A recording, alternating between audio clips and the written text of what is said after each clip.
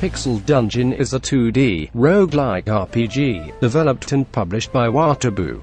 In the game, your goal is to get from floor to floor without dying. Sounds simple, right? Wrong. The game throws enemies in front of you around every corner, and every fight is a fight for survival. Okay, perhaps I'm over-exaggerating a little bit. Anyway.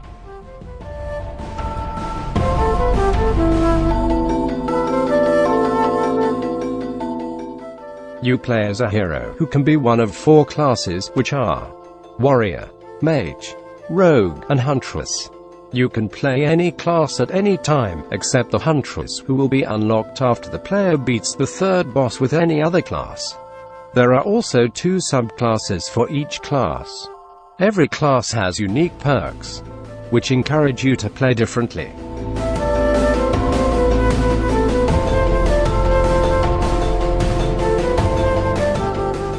In the dungeon, you'll find items that help you on your way, like for example better weapons, wands, potions, scrolls, and armor.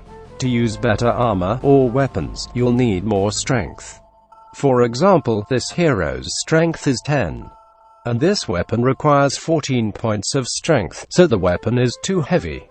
You can use this weapon by increasing your strength with a strength potion or upgrading the weapon with a scroll of upgrade.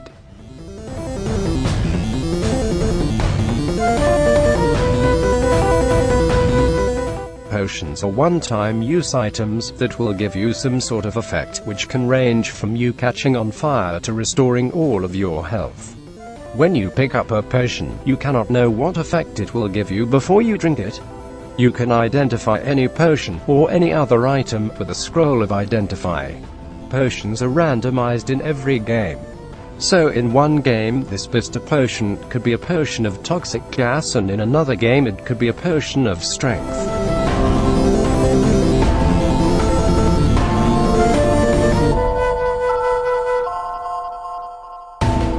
The scrolls are also one-time use items, but they are different from potions, in the way that they can't harm you, or your enemies. But they have a use, because they can upgrade weapons and armor, identify any item in your inventory, teleport you anywhere on the level, and making enemies fall to sleep. Just like potions, scrolls are randomly generated in every new game you start. The game also has a story, but it's not important at all. So, basically, you're a crazy fuck who has heard stories about people who have gone to a dungeon beneath the city and gotten tons of riches with them. But no one has found the Amulet of Yenda. A magical amulet which gives its user amazing powers. Or something. So you go from floor to floor in the dungeon, fighting enemies and, well, trying not to die.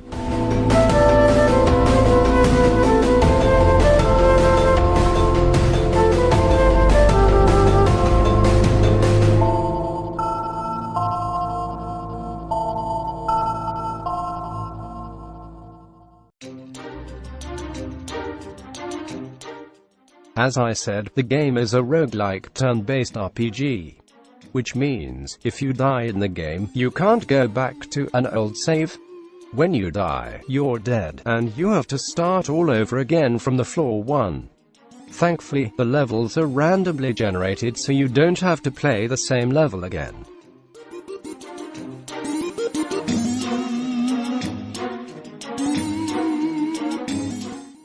This game has 5 different boss characters that appear every 5 floors. After defeating a boss, you'll continue to a new stage where the sprites and the enemies change. There are 5 of these stages, and every one of them has 5 floors each.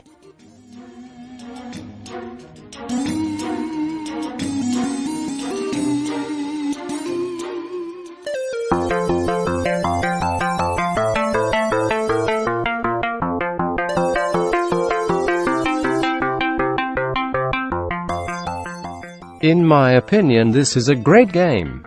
It has a nice retro feel, and the feeling of beating a tough boss with only a few HP left is an amazing feeling. And the best part is that there is no ads in the entire game. There's only one pretty big flaw. Because the items are randomly generated, it's really luck-based.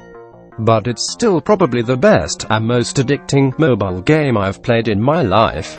If you like pixel art games, roguelikes, or 2D RPGs, you should check this game out.